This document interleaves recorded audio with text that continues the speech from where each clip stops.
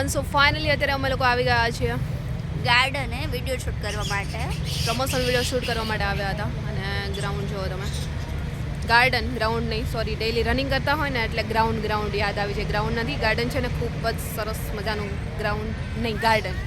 અને આ ગાર્ડન છે ને એજી ચોકનું છે. અહીંયા અત્યારે ગયું છે રનિંગ, જ્યાં સુધી નહીં પતે ત્યાં સુધી ગ્રાઉન્ડનું ભૂત ઉતરવાનું નથી. ફાઇનલી અમે ડેઈલી ગ્રાઉન્ડ પર હોઈએ છીએ ને, ઉઠીએ જો અમારો અત્યારે તો દિવસ પણ ઉગે છે ગ્રાઉન્ડમાં, અને ગ્રાઉન્ડમાં ક્યારેક નહીં, હમણાં તો ડેઈલી આથમે બી ગ્રાઉન્ડમાં જ. મોર્નિંગમાં અમે લોકો પહોંચી ગયા હોય 5 વાગે અમે ગ્રાઉન્ડ પર. શા માટે તમને ખબર જ છે કે ડેઈલી તમારી જોડે વિડીયો શેર કરીએ એટલે ખબર જ છે. અને સાંજે અમે ચક્કર મારવા જઈએ છીએ. હા, એટલે સવાર પણ ત્યાં જ થાય છે અને રાત બી ત્યાં જ થાય છે. અને અત્યારે આવ્યા હતા પેઇડ પ્રમોશન વિડીયો શૂટ કરવાનો હતો એમના માટે.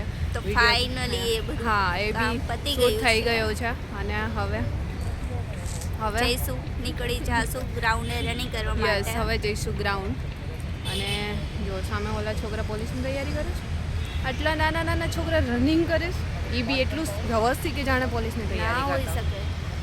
જો કોઈ પણ કોમ્પિટિશન માટે હશે. ગાઈસ કમેન્ટ કરો તો કે પેલા કેમેરો કર બેક, થોડા દૂર છે, આ બાજુ નીકળે ને એટલે બેક કરીશ મારો. હા, કમેન્ટ કરજો કે તમને લાગે છે કે એ લોકો પોલીસની તૈયારી કરતા હોય. અને હા ચલો કે કમેન્ટ્સ કરો કે કેટલા લોકોનું રનિંગ છે, ક્લિયર થઈ ગયું છે, કેટલા લોકોને બાકી છે.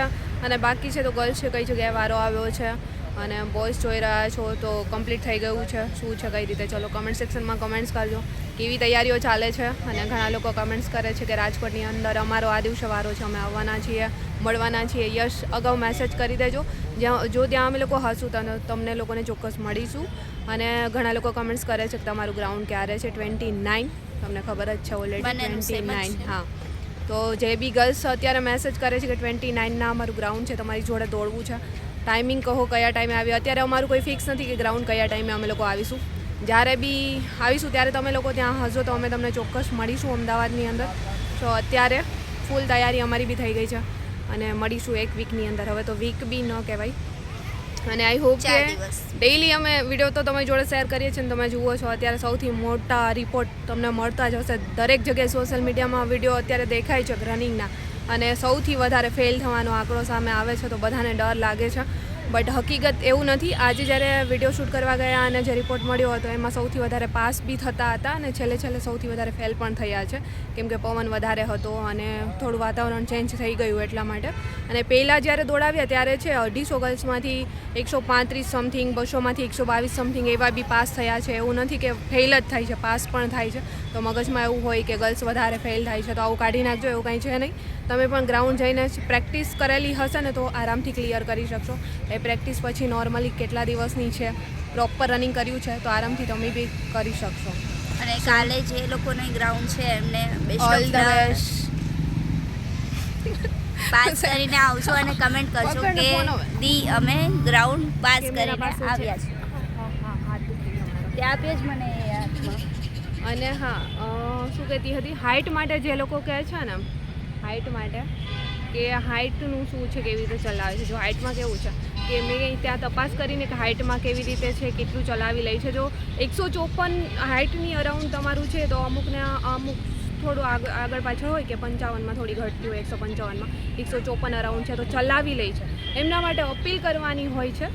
તો 153 હશે ને એમને થોડી અપ છે 153-54ની વચ્ચે, તો પણ અપીલ કરે છે ને તો ચલાવે છે. જો તમારે આવું કોઈ કન્ફ્યુઝન છે કે હાઇટમાં 153-54 અરાઉન્ડ હોય તો એકવાર અપીલ કરજો. જે બી ગ્રાઉન્ડે વારો આવ્યો છે મે બી કદાચ ચલાવી લે તમારું બી, તો કાંઈ ટેન્શન નહીં. હાઇટમાં રનિંગ થઈ ગયું હોય તો હાઇટ તમારી થઈ જાય તો તમે પણ લેખિત એક્ઝામ આપી શકો. અને ઘણા કહે છે કે ગ્રાઉન્ડ પાસ કરવાથી કાંઈ જ નથી થઈ જવાનું, પણ હું તમને એક કહી દઉં છું, ગ્રાઉન્ડ પાસ કર્યા વગર પણ કાંઈ જ નથી થઈ જવાનું. કેમ કે ગ્રાઉન્ડ પાસ કરશો ત્યારે લેખિતમાં બેસવા મળશે, નહીં તો ત્યાં બી નહીં જવા મળે. ગ્રાઉન્ડ પાસ કર્યા પછી જ ખબર પડશે કે લેખિતમાં ક્વોલિફાઈડ થાય છીએ યા ફિર નહીં.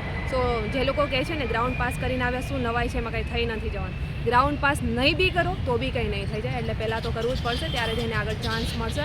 સો બીજા લોકોની વાતોમાં નહીં આવતા, દૂર રહેજો. અમે અમારી જેમ દૂર રહેજો ને અમે બી અહીંયાથી સાંભળીએ, અહીંથી નીકળીએ છીએ નહીં તો અહીંયા સુધી પહોંચ્યા બી ન હોય. સો બધા લોકોને ઓલ ધ બેસ્ટ, અને જે બી કન્ફ્યુઝન હશે એનું સોલ્યુશન મળી ગયું હશે. અને એ સિવાય બી તમને કોઈ બી કન્ફ્યુઝન રનિંગ બાબતથી છે તો કમેન્ટ સેક્શનમાં લખો. જ્યારે બી કમેન્ટ્સ રીડ કરશું ત્યારે આન્સર જરૂરથી મળી જશે. અને આ વ્લોગ મેં અહીંયા જ કરી સમાપ્ત. જલ્દી મળીશું મારા ન્યૂ વ્લોગ સાથે. ત્યાં સુધી બધાને બાય એન્ડ